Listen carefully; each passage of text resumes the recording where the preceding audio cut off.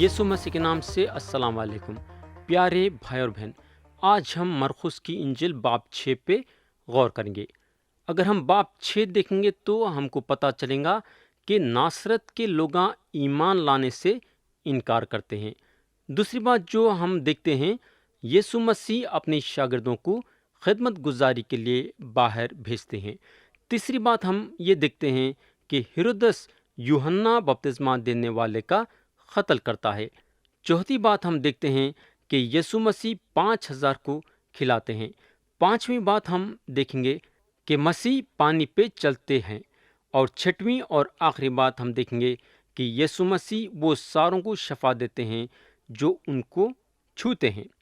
आइए अब हम कलाम में आगे बढ़ेंगे और हम पहली बात को उठाएंगे, और वो है नासरत के लोग ईमान लाने से इनकार करते हैं। हम आयत 1 से आयत 6 तक पढ़ेंगे। लिखा हुआ है, फिर वहां से निकलकर वो अपने वतन में आया और उसके शागिर्द उसके पीछे हो लिए। जब सबत का दिन आया तो वो इबादत खाने में तालीम देने लगा, और बहुत लोग सुनकर हैरान हुए और कहने लगे कि ये बातें इसको कहाँ से आ गईं, और ये क्या हिकमत है जो इससे बख्शी गई है, और कैसे मौजूज़े इसके हाथ से जाहिर होते हैं। क्या ये वही बड़ाई नहीं जो मरियम का बेटा और याकूब और योसस और यहूदा और शमाउन का भाई है? और क्या उसकी बहनें यहाँ हमारे यहाँ नहीं? बस उन्होंने उसके सबब से ठोकर खाई। यीशु ने उनसे कहा कि नबी अपने वतन और अपने रिश्तेदारों और अपने घर के सिवा और कहीं बेइज्जत नहीं होता।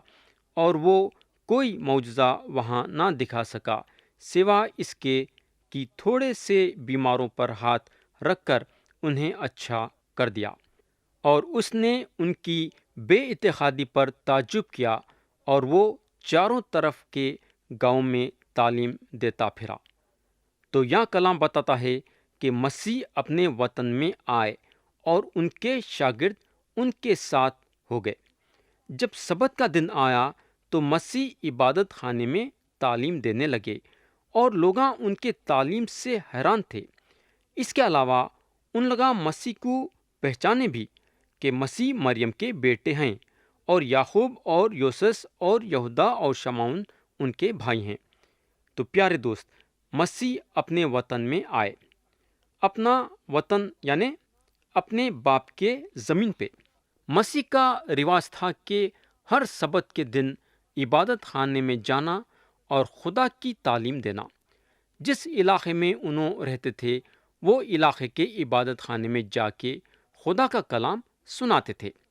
मैं समझता हूँ कि उन्होंने ये बात ज़रूरी समझते थे कि इबादत खाने को जाके इबादत करना। और इसके अलावा इबादत खाना एक ऐसी जगह थी जहाँ लोगों से मुलाकात होती थी। हम ये भी जानते हैं कि मरियम को और भी बच्चे थे। ये जो बच्चे थे मसीह के आधे भाइयाँ और आधे बहना थे। और मैं समझता हूँ कि यहूदा का जो यहाँ जिक्र है वो यहूदा हैं जो ख़त लिखे, यानी कि खुदा के कलाम में उनका एक ख़त मौजूद है। यहाँ अगर हम गौर करेंगे तो हमको मालूम होगा कि लोग उनके बारे में ये समझे कि उन लोग मसीह को जानते हैं। और मैं समझता हूँ कि ये उनके लिए एक बहुत बड़ी रुकावट थी। मैं समझता हूँ कि अगर आप ये समझते हैं कि आप मसीह को जानते हैं, ये आपके लिए ख़तरा पैदा कर सकता है। पौलुस रसूल की ख्वाहिश थी कि उन्होंने मसीह को और भी जानना। मैं यकीन करता हूँ कि पौलुस रसूल जितना मसीह को जानते थे उतना और कोई नहीं जानता था। और उन्होंने बोलते हैं कि मैं मसीह को और भी जानना चाहता हूँ। अगर हम जिंदगी भर भी मसीह के बारे में जानना चाहेंगे तो भी नहीं जान सकेंगे।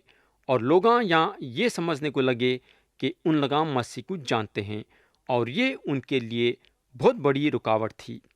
उन लोग उनको बचपन से बढ़ते हुए तो देखे, मगर मसीह को सही ढंग से नहीं जान सके, बल्कि उनकी बेइज्जती करने लगे। मसीह उन लोगों को बताए कि एक नबी अपने वतन में और अपने रिश्तेदारों के سامنے بے عزت ہوتا ہے اور کہیں بھی نہیں۔ پیارے بھائی اور بہن، ہم کیا سوچتے؟ ایک آدمی جو دور شہر سے آتا ہے ہمارے سے بھی زیادہ جانتا ہے۔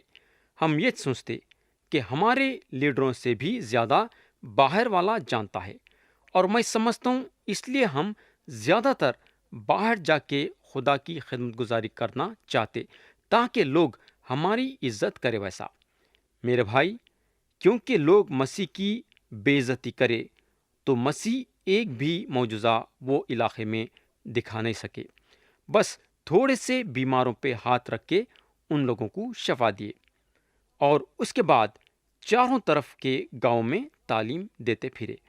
میں سمجھتا ہوں کہ مسیح بھائیوں اور بہنوں کے لیے یہ ایک اچھا سبق ہے۔ کئی لوگ ہیں جو چھوٹے چھوٹے جگہوں پہ جا کے خدا کی خدمت گزاری کرنا نہیں چاہتے، مگر یہاں مسیح ہمارے لیے ایک بہت بڑا مثال بنے اور بتائے کہ ہم چھوٹے چھوٹے جگہوں میں بھی جا کے خدا کی خوشخبری سنانا۔ تو یہاں ختم ہوئی پہلی بات۔ اب ہم دوسرے بات پہ جائیں گے، اور وہ ہے یسوع مسیح اپنے شاگردوں کو خدمت گزاری کے لیے باہر بھیجتے ہیں۔ ہم پڑھیں گے آیت 7 سے آیت 13 تک۔ لکھا ہوا ہے، اور اس نے ان 12 کو پاس بلا کر انہیں دو دو کر کے بھیجنا شروع کیا، اور انہیں ناپاک روحوں پر اختیار دیا، اور حکم دیا کہ راستے کے لیے سوائے لاٹھی کے کچھ نہ لو، نہ روٹی، نہ جھولی، نہ اپنے کمر بند میں پیسے، مگر جوتیاں پہنو اور 2 کرتے نہ پہنو۔ اور اس نے ان سے کہا، جہاں تم کسی گھر میں داخل ہو تو اسی میں رہو جب تک وہاں سے روانہ نہ ہو، اور جس جگہ کے لوگ تمہیں قبول نہ کریں اور تمہاری نہ سنیں، وہاں سے چلتے وقت اپنے تلووں کی گرد جھاڑ دو، تاکہ ان پر گواہی ہو۔ اور انہوں نے روانہ ہو کر منادی کی کہ توبہ کرو، اور بہت بدروں کو نکالا اور بہت بیماروں کو تیل مل کر اچھا کیا۔ تو یہاں اگر ہم دیکھیں گے تو یسوع مسیح اپنے شاگردوں کے ساتھ 2 کام کرے۔ پہلا کام یہ کہ انہوں ان لوگوں کو 2 2 کر کے خدمت گزاری کے لیے بھیجائے، اور دوسرا کام یہ کرے کہ ان لوگوں کو ناپاک روحوں پہ اختیار دیے، اور جو پیغام تھا وہ توبہ کرنے کا پیغام تھا۔ انسان اپنے خود سے ناپاک روحوں پہ اختیار نہیں رکھ سکتا، اس کو مسیح کی ضرورت ہے، کیونکہ مسیح ہر ایک ناپاک روح پہ اختیار رکھتے ہیں۔ صرف مسیح ہم کو ناپاک روحوں پہ اختیار دے سکتے ہیں۔ آگے اگر ہم دیکھیں گے تو مسیح ان لوگوں کو یہ بھی حکم دیے کہ ان لوگاں سوائے لاٹھی کے اپنے ساتھ اور کچھ نہیں رکھنا، مگر آگے یہ بتاتے ہیں کہ ان کے شاگرداں جوتے پہننا مگر 2 کرتے نہیں پہننا۔ اب سوال یہ پیدا ہوتا ہے کہ مسیح ان لوگوں کو ایسا حکم کائے کو دیے؟ یہ اس لیے کئی کو بولے تو انہوں چاہتے تھے کہ ان کے شاگردوں کا سفر وزن دار نہیں رہنا بلکہ ہلکا رہنا۔ زیادہ وزن اٹھا لے کے جائیں گے تو سفر کرنے میں مشکل ہوں گی۔ یا مسیح جو ہیں اپنے شاگردوں کو خدمت گزاری کے لیے بھیجانے کے لیے دیری کرنا نہیں چاہتے تھے۔ اگر سامان رکھنا ہوتا تو سامان کو بنو، دیکھو کہ کیا چیز رکھے ہیں اور کیا چیز نہیں رکھے ہیں، وغیرہ وغیرہ۔ یہ سب کاموں میں وقت خراب ہو سکتا تھا، اور انہوں خدمت گزاری کے لیے وقت خراب کرنا نہیں چاہتے تھے۔ اور ایک چیز یہاں یہ غور کرنے کی ہے بولے تو وہ یہ ہے کہ مسیح چاہتے تھے کہ ان کے شاگرداں ہر ایک بات پہ خدا پہ بھروسہ کرنا۔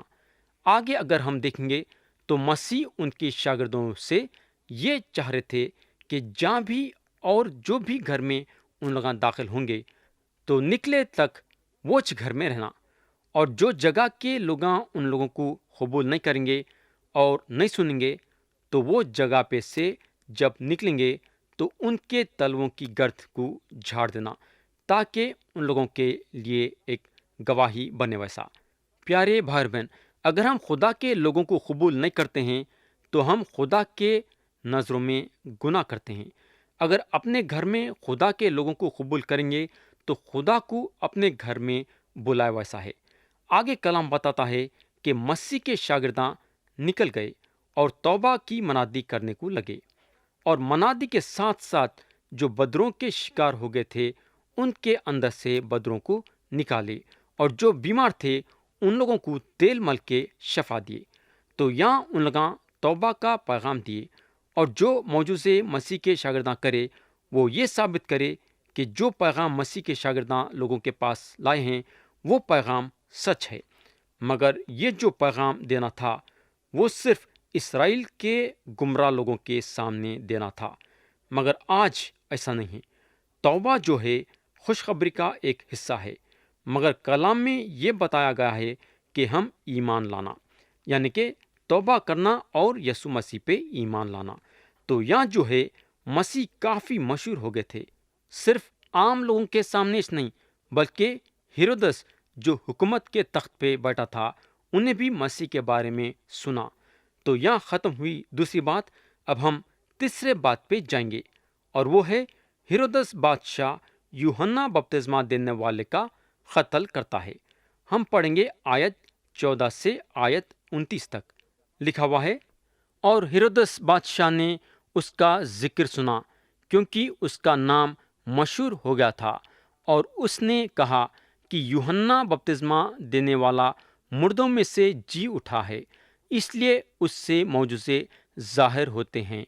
مگر بعض کہتے تھے کہ ایلیا ہے، اور بعض یہ کہ نبیوں میں سے کسی کی مانند ایک نبی ہے۔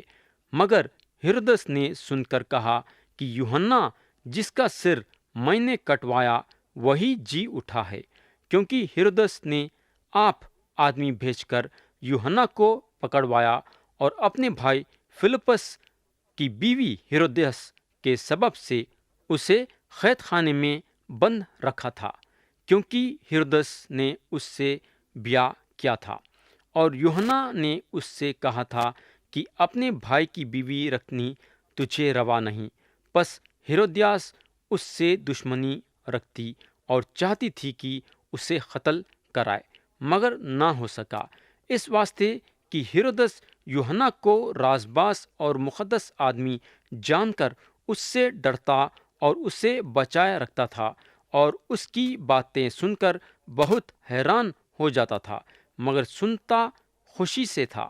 اور موقع کے دن جب ہیرودس نے اپنی سالگرہ میں اپنے امیروں اور فوجی سرداروں اور گلیل کے رئیسوں کی ضیافت کی، اور اسی ہیرودیاس کی بیٹی اندر آئی اور ناچ کر ہیرودس اور اس کے مہمانوں کو خوش کیا، تو بادشاہ نے اس لڑکی سے کہا، جو چاہے مجھ سے مانگ میں تجھے دوں گا، اور اس سے قسم کھائی کہ جو تو مجھ سے مانگے گی اپنی آدھی بادشاہت تک تجھے دوں گا۔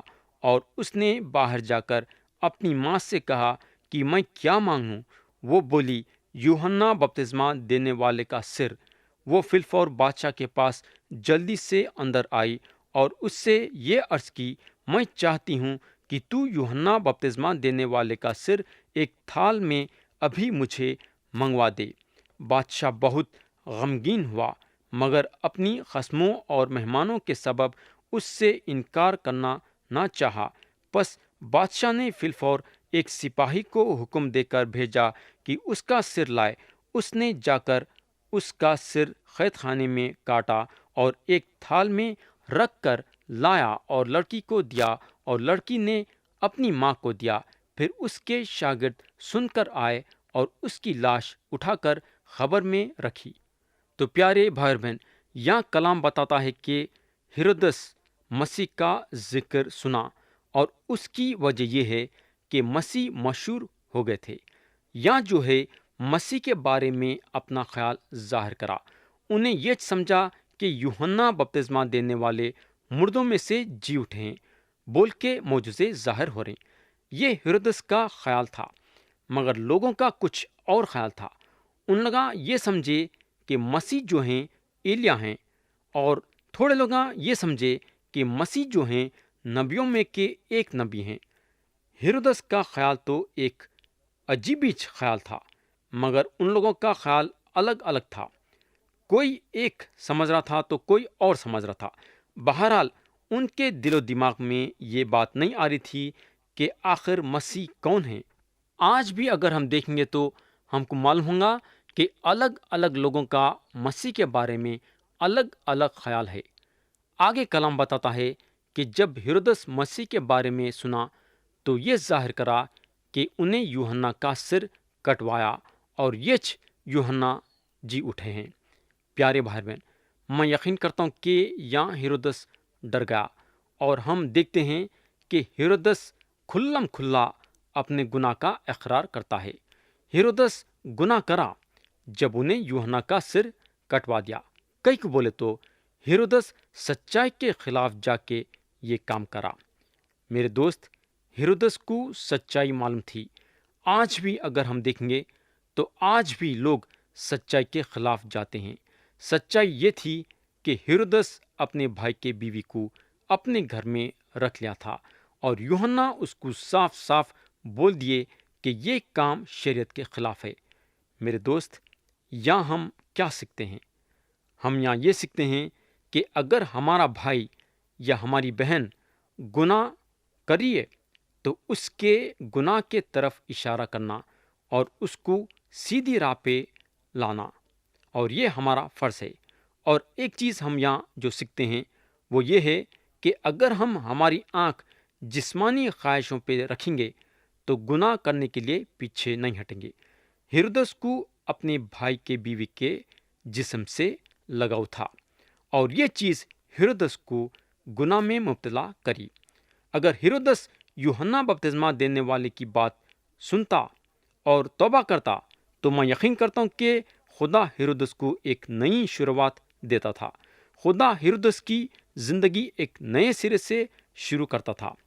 میرے بھائی، توبہ کرنا ہم کو ایک نئی زندگی کی طرف لے جاتا ہے۔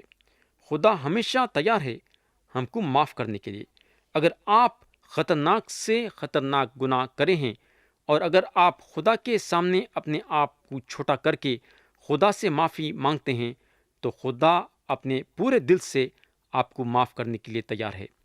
ہیرودس گناہ میں جینا پسند کرا۔ ہیرودس کا دل معافی کی طرف نہیں تھا۔ اس کی جسمانی خواہش اس کو مجبور کر دی یوحنا بپتسمہ دینے والے کا قتل کرنے کے لیے۔ تو یہاں ختم ہوئی تیسری بات۔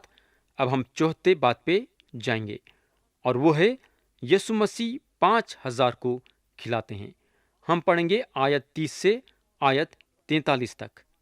اور رسولوں نے یسوع کے پاس جمع ہو کر جو کچھ انہوں نے کیا اور جو کچھ سکھایا تھا سب اس سے بیان کیا۔ اس نے ان سے کہا، تم آپ الگ ویران جگہ میں چلے آؤ اور ذرا آرام کرو، اس لیے کہ بہت لوگ آتے جاتے تھے اور انہیں کھانا کھانے کی بھی فرصت نہ ملتی تھی۔ پس وہ کشتی میں بیٹھ کر الگ ایک ویران جگہ میں چلے گئے، اور لوگوں نے انہیں جاتے دیکھا، اور بہتوں نے پہچان لیا، اور سارے شہروں سے اکٹھے ہو کر پیدل ادھر دوڑے اور ان سے پہلے جا پہنچے۔ اور اس نے اتر کر بڑی بھیڑ دیکھی اور اس سے ان پر ترس آیا، کیونکہ وہ ان بھیڑوں کی مانند تھے جن کا چرواہا نہ ہو، اور وہ انہیں بہت باتیں سکھانے لگا۔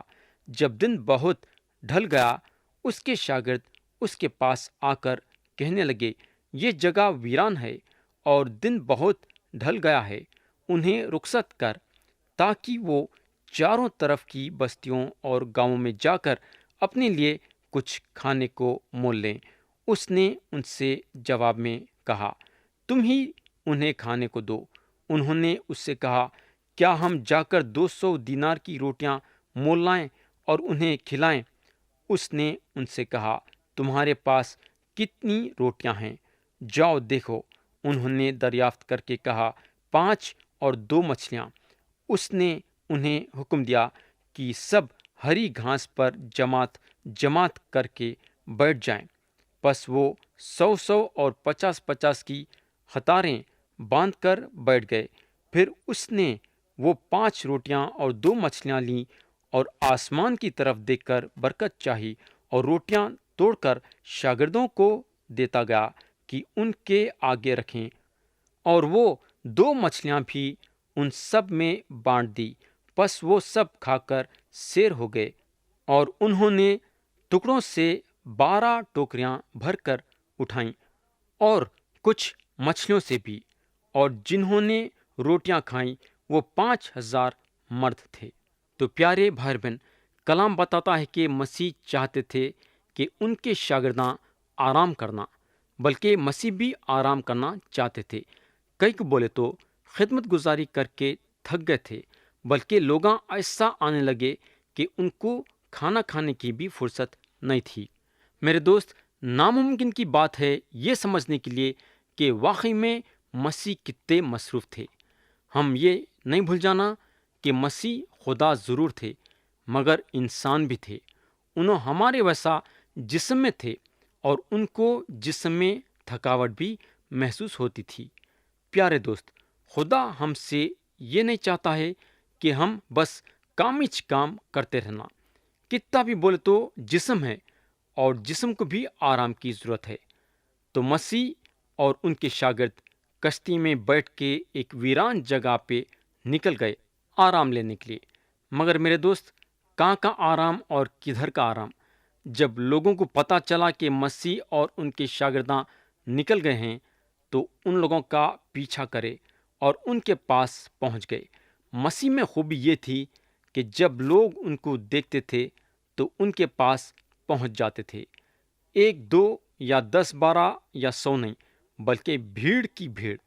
تو پیارے بھائی اور بہن، یا میں کلام کو ختم کرنا چاہوں گا اور مسیح کے یہ معجزے کو، جو انہوں 5 روٹی اور 2 مچھلیوں کے ذریعے سے 5,000 لوگوں کو کھلائے، آتے سو وقت غور کریں گے۔